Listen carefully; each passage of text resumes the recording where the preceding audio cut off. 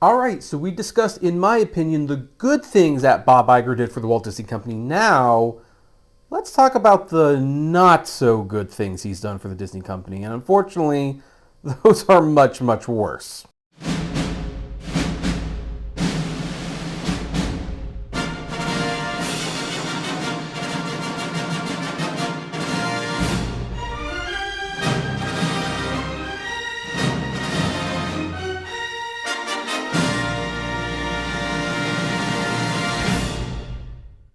Hey everyone, this is Kevin T. Rodriguez, film critic of iCritic.net. Thank you so much for spending a few minutes of your time with me here today as we talk about the 10 things that Bob Iger has done, in my opinion, that has been a huge negative for the Walt Disney Company. Now, before we continue with the bad, I'm going to mention one more positive thing that I couldn't believe I forgot about it, and so I really need to give it an honorable mention. Don't worry, we're getting to the bad stuff. But under Bob Iger, Disney's menus got healthier for kids. Now, theme park food is still in general not extremely healthy. But under Bob Iger, the options to eat healthier have improved. They added more vegetarian options. They added vegan options. They reduced the calorie count by quite a bit. No longer was soda the automatic drink with the kids' meal. Now it was water or it was milk. And they did that to be, healthy and conscious about what they were serving their kids. In fact, I worked at Disney before these changes were made, and this was a real exchange I had to have with someone where they wanted something that was healthy, was not artificial, and they could safely put in their body and feel good about themselves. Like, they asked what did they serve in the park that they could have, and I responded, it probably sounded sarcastic, but it wasn't, water. Because really, water was the only healthy thing that Disney parks used to have. Now, they sell fruits, they sell vegetables, they have salads that don't have a bunch of dripping and stuff on it. So, and that happened under Bob Iger's tenure. I forgot to mention the last video, so I do want to give him that credit. But now that we have done that, let's roll up our sleeves, if you will, and let's get ready to throw some fighting words at Bob Iger's way, because he has done some things that have truly harmed this company, and we are going to discuss them. And I want to start by mentioning that basically Disney is ignoring vintage content on Disney Plus. Here's something that I need to mention now. The reason this is so low on the list and not higher on the list is that there is a lot of anecdotal evidence that this is not necessarily going to be the case forever. However, it should be noted that while Bob Iger was, taking over the reins of Disney and stuff, the Walt Disney Treasures line, which is one of my favorite lines ever, did come to an end. It could have easily moved to Blu-ray. It did not. And you started seeing Disney focusing less and less on vintage characters and vintage content than you had under Eisner. Now, there are a number of reasons for that, and it's not completely because Bob Iger hates vintage Disney. I think it's because vintage Disney is a lot less profitable in the new era of streaming than it used to be. You have to keep in mind that one of the reasons Disney focused so much on vintage content in the VHS days is because VHS was not a thing before. You would re-release movies in theaters and you could watch it on TV sporadically, but there was no way to buy a copy of Alice in Wonderland. There was no way to buy a copy of Snow White and the Seven Dwarfs. When those movies were coming out, there had been generations of families who never had the opportunity to own their own copies of this stuff. And so, given the chance to finally purchase it, and in some cases watch it for the first time in many, many years, people bought these tapes. And so, it was like printing money. Yes, some titles sold better than others, but they all sold regardless. Now, once DVD came along, that was like another wave. But ever since then, Blu-ray and especially 4K these have not been very profitable endeavors. And one of the things about streaming is that nothing you watch on streaming makes money. It just doesn't. You pay a fee and you watch whatever you want. And I think it's pretty clear if you look at the Samba TV numbers that vintage movies and shorts and in most cases series, they just do not bring in the viewership that new things do. I mean, you do have your exceptions, you have your Friends, and of course, whenever Christmas comes along, Mickey's Christmas Carol is getting streamed on Disney Plus. But I think, the ignoring of vintage content is more of a reality of the economics. So I can't completely blame Bob Iger for that. Now, that being said, the other reason it's low on the list is that there are signs and, developments that show that this might not be the case forever. For example, the Disney Movie Club, even though it has been shuttered in Canada, has been the home to a lot of, Disney Movie Club exclusive releases, where these are all vintage series and movies, and you can buy them straight from Disney themselves. There is good authority that those 4K restored shorts that you saw on Disney Plus this year, even though one of them was censored, unfortunately, that is just step one of a much longer 4K restoration process where they are going to be restoring all the shorts and all the movies into 4K to preserve them for future generations. And I think we will see more vintage content on Disney Plus in the future. There was a fair amount of it when it launched, and then here's the thing, when Bob Iger left and JPEG took over, you saw a lot less of it. It became all about, Star Wars and Pixar and things like that. And now Bob Iger is back, and one of the biggest surprises that we saw was a Christmas special developed for the Walt Disney Family Museum. This was never even intended for streaming, and I don't even think Disney has the legal rights. So I think they have to, acquire the rights for this special, but it's on there right now, and so I think that shows where Disney's heart. They are eventually going to be putting more on there. Also, the whole point of Disney Plus was to eventually house all of this stuff, except for maybe Song of the South. And so I believe that this is a problem that is going to be fixed. But the fact that it is not fixed, and the fact that it was an issue even under Iger's height as the CEO of Disney, that is pause for concern. And so that's why it's here. Hey, this is Kevin from the future. I pretty much forgot to mention this during the initial recording, but Disney also announced this $1,500 Blu-ray box set for the 100th anniversary. Now, one of the reasons I should be mentioning this, and I shouldn't have forgotten, is because this shows that Disney is recommitting not only to physical media, but vintage content as well.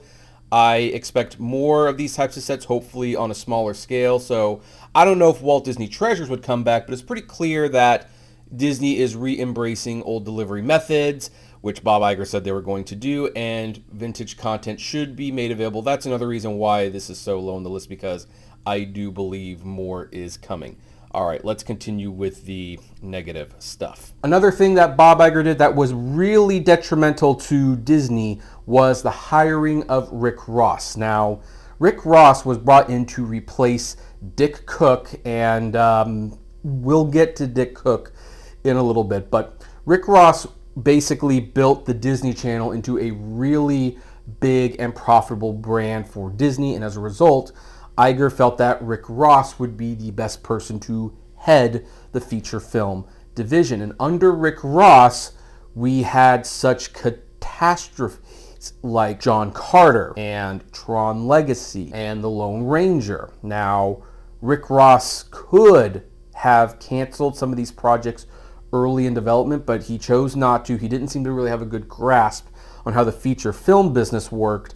And then when the projects bombed and heads needed to roll, he would throw key executives at Pixar under the bus for making John Carter. Because you have to keep in mind, John Carter was basically a Pixar film. Andrew Stanton directed it. It was being animated at Pixar. It was basically Pixar and everything but name. And I think it was even supposed to be released as a Pixar film, but when it was pretty apparent that the film was not very good, to protect the Pixar brand, it was decided to move it as a Walt Disney Pictures release. As a result, Ross tried to throw Stanton and other executives under the bus.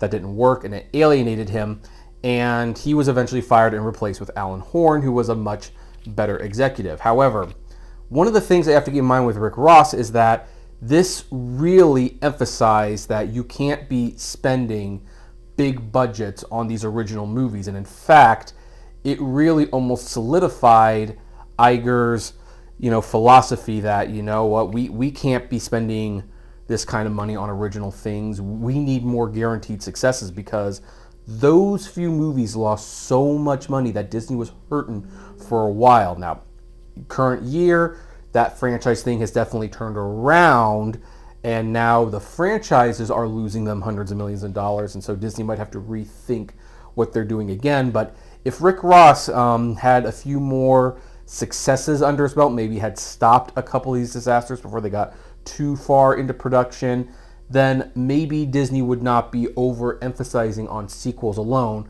But because of the movies that came out under Ross's tenure, it was basically decided that original movies were going to have to take a back seat to franchises, and trust me, we'll be talking about franchising later on. Now, another thing that happened under Iger's tenure that was definitely not good. Now, I don't know if Iger himself was responsible for this. I don't know if he personally made the call, but they shuttered all of the video game divisions they had.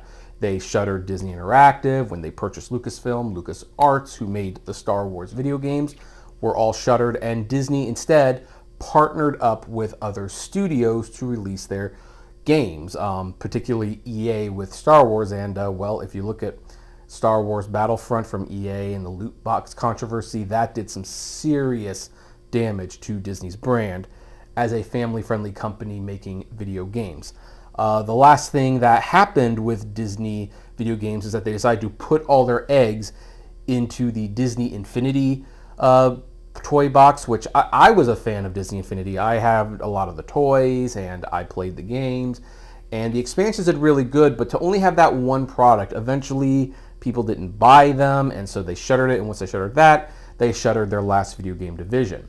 And now, one of the things that the shareholders are encouraging Disney to do is to buy a video game publisher. Like, hey, why are we letting loose the control of our video games? Why don't we buy a publisher and make the games ourselves? Gee, if you really wanted to do that, maybe you should have thought of that before you shuttered all the video game companies you did have. The next thing that Bob Iger did, and this is definitely him, he wanted this, and this was a mistake, he purchased Star Wars. Now, some of you might go back to my other video and think, well, wait, but you praised him for buying Marvel. Why are you criticizing him for buying Star Wars? Well, there's a couple big differences. First of all, Marvel was relatively cheap to buy. Yeah, it was $4 billion, but you are getting a film studio that is working. It is producing hits. You get a comic book publishing division. There were a lot of advantages to buying Marvel. But with Star Wars, you're basically buying the franchise. You're not buying any films that are currently in development. You're not buying anything with projects that are currently in development, except for the video games, which apparently they didn't care about because they shuttered that. You are buying a name, and you are starting from the ground up. Also, it is more expensive. You're spending almost $8 billion on this thing, and you have to spend how many more millions of dollars just to get the infrastructure up and running to make more Star Wars projects. So right from the get-go, that wasn't a great investment. But then, of course, afterwards, things just got worse. Now, Star Wars The Force Awakens did great box office, and I personally feel The Last Jedi is one of the best Star Wars films of all time. I still get hate for that, and you know what? If you disagree, leave a comment, that's fine.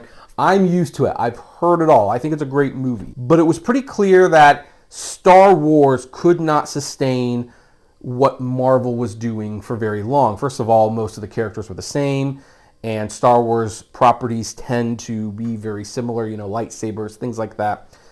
And so Star Wars is not a franchise that can handle yearly releases. And so now they have oversaturated the market with it. At least Marvel had different characters and an overarching story. Star Wars doesn't have that. Now, good things still have come out of Star Wars. The Mandalorian was a good show, and Andor that is a show that shows what Star Wars could be in the new generation, like how it is just wildly different from anything we've seen from Star Wars before, and the writing is so good, and I am very much looking forward to season 2. But most of the Star Wars properties have been pretty weak, and it's pretty clear that there's been no vision for this franchise ever since they bought it, and so more expensive, had to invest in the infrastructure, and diminishing results. Star Wars was not a wise purchase, in my opinion. Moving on, another thing that Bob Iger did, although I hear that this might have more to do with Alan Horn, but Bob Iger let it happen, was the firing of James Gunn. Now, James Gunn wrote and directed the Guardians of the Galaxy movies, and he was set to do the third one, but then let's just say a political commentator who didn't like some of the comments that James Gunn was making about our former president on Twitter, he decided to dig up a bunch of old tweets where James Gunn made some very, very inappropriate jokes. We're talking about tweets that were made more than a decade ago, and bring them to light, and Disney fired him, not realizing that they were being played, that James Gunn does not act this way anymore, and in fact, they were aware of the tweets before they even hired him, and they were okay with that, but basically to save face, they fired James Gunn. Not only did people strongly disagree with it because those tweets were in the past, and it also brought up this whole ethical thing about whether or not you should be digging up people's old tweets in an attempt to fire them nowadays. Be very careful what you write on X and Facebook and everything, folks. And as a result, James Gunn is now working for Warner Brothers Discovery and shaping the DC movies, which are Marvel's biggest rival. It should be noted that Gunn was allowed to come back and actually direct Guardians of the Galaxy Volume 3, thus ending his trilogy, which is probably the best Marvel trilogy of all time. I'm going to not lie. Those Guardians of the Galaxy movies are very, very good. But now he's over at DC. He's not returning to Disney. And Disney showed a pretty bad public image for letting that whole thing transpire by basically shooting before finding out exactly what was happening.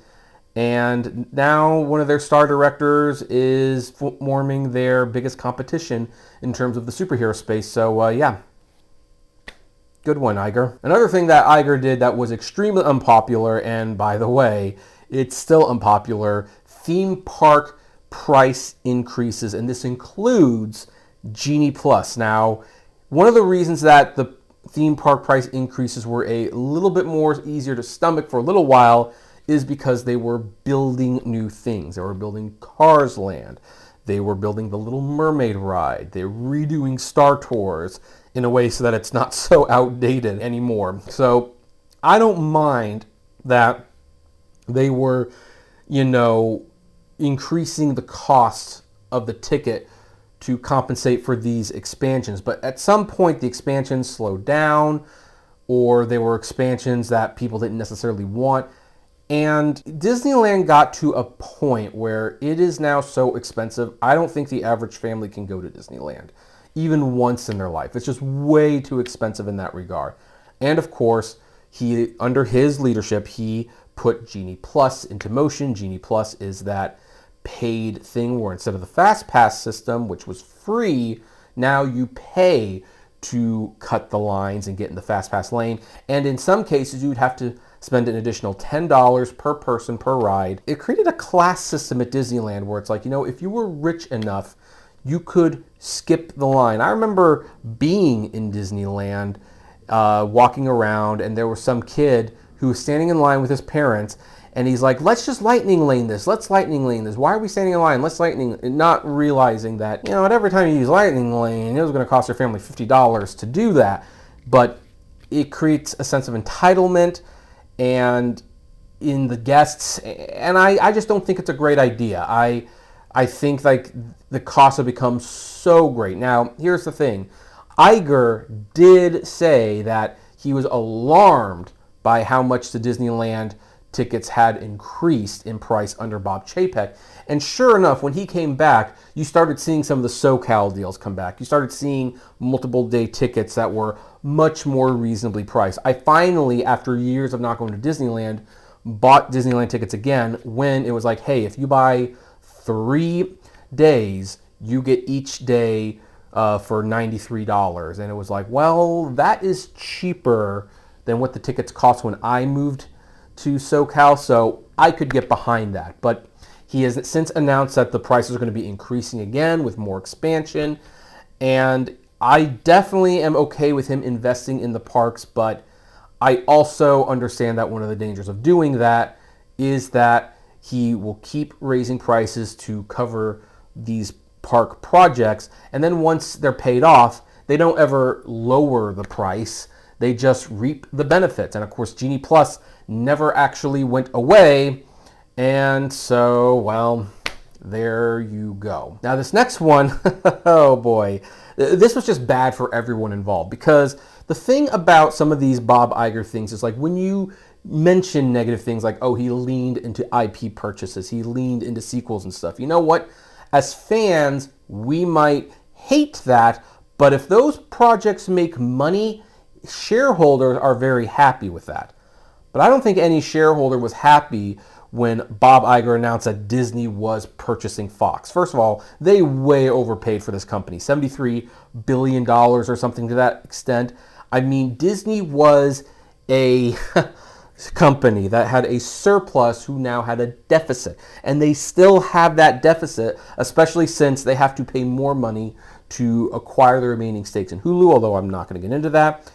And at the end of the day, I'm not really sure what Disney got out of it. I mean, the two biggest things I can think of that they got out of it was that they got The Simpsons for Disney Plus, which has been a huge hit for Disney Plus, and they got the Avatar sequels, and sure enough, Avatar 2 made $1.4 billion or something like that. I mean, they would have to make 70 of those and have them all perform to the same amount to justify the cost of Fox. And this was just such a vanity purchase because they shuttered a lot of the studios. They're not doing anything with the IP. Frustratingly for movie fans, Fox did have a robust DVD and Blu-ray release schedule. Disney, wanting to streamline everything into Disney Plus, basically ended that. So there are a lot of Fox titles that are no longer available for purchase, and you don't see them at retro screenings anymore because Disney just doesn't do that sort of thing. So buying Fox not only prevents these movies from being seen and accessed, but at the end of the day, it's hard to justify why that money was spent. Like, Disney has not come close to recovering any of that money, and that was just a very foolish thing for Iger to do. That is where his purchasing mentality really came back to bite him. You know, I can always defend him for Marvel. I will always defend him for Pixar, especially since Pixar is one of the reasons Disney was saved. But once he got into Star Wars and 20th Century Fox, he purchased way too much, racked up the credit card, and didn't know what to do with these things. So this is definitely like a major, major problem. Now, this next one, some of you are probably not going to 100% agree with me on, and I totally understand that. This one's a complex issue, but one of the mistakes that Bob Iger made was he fired John Lasseter. Now, let's go back to why John Lasseter was fired. It started coming out that Lasseter might have been a little too huggy and too kissy, especially when he got drunk. He made female employees uncomfortable. They voiced those concerns. Those concerns were not heeded, but then it came out in the press, and Lasseter was put on a basically 6-month sabbatical, where at the end of that sabbatical, it was revealed he would be leaving the Disney company. Now then, here's the thing. I don't condone what Lasseter did. At the same time, this is not a Harvey Weinstein or Bill Cosby level of accusations. These are inappropriate things, to be sure, but they are not serious enough where it's like, look, these are serious. You are on probation. You are not to do these things anymore. And if you do these things again, then you will be fired. But we're going to give you a second chance because the seriousness does not warrant a termination. That's my opinion. But I think because it was the height of the Me Too movement, it was just a sense, you just got to cut your losses. Well, two things have now happened. One, Lasseter is now working for Skydance Animation, and while their first film, Luck, was not very warmly received, their future films have had much more promising things come up about them. Not to mention, Lasseter brought over some of Disney's best directors like Brad Bird and Nathan Green, and so a lot, and Alan Menken. So a lot of these people who are making the classic Disney films that you like, that you love, they're now making movies for Apple. Well, not Apple now, it's Netflix, but they're making movies for Skydance Animation now, and they're enjoying freedom. In fact, Lasseter has even hired some of the female Disney and Pixar and DreamWorks directors over to Skydance. So maybe he did learn his lesson about, not stifling female creative voices. So that's the first thing. They created more competition. I'm having flashbacks of Jeffrey Katzenberg leaving Disney. We'll have to see if it works out that way, but I'm feeling pretty positive that those Skydance movies are going to be pretty good. But then the other thing is that, notice how the last few Disney movies have kind of been not very good, how it's there's something wrong with Wish, or something off with Wreck-It Ralph 2. That might be because, like Jeffrey Katzenberg, John Lasseter would be there to iron out story issues before it got too far into production. And when we lost those people, there were several years of movies that were not as good, and they need to refine their footing. So by firing John Lasseter, they have created two problems. Again, I'm having flashbacks of 94 when Katzenberg became a rival to Disney Animation. Now Lasseter is a rival to Disney Animation. So Disney doesn't seem to learn this lesson very much. And again, I'm not justifying what Lasseter did. I'm not saying he was right. What I am saying is maybe the punishment didn't fit the crime. Hey, you put him on probation and you make sure that he behaves himself. And by the way, it should be noted that Lasseter seems to have learned his lesson, because there have been no stories of him doing any of these things over at Skydance, although there are still stories of him, replacing directors and things like that when projects aren't working, which, I'm going to be frank with everyone, that is what a producer does. All right, we're down to the last two, and really, they kind of go together in some way. So, and these are definitely at the top, but the second worst thing that Iger has brought to the Disney company is what he called the Pillar Plan. Now, what the Pillar Plan is this is a philosophy that there are multiple pillars that will hold a project up. When you have these different things in motion, the project will succeed for the company. And that sounds good on paper, but here's what it really means. It means that Bob Iger does not want to greenlight movies. Well, not that he personally greenlights them, but he doesn't want anyone underneath him to greenlight movies unless that movie can provide a sequel, a toy, or a theme park attraction. Preferably all three. And that's why you might be noticing there's not a lot of original Disney movies anymore.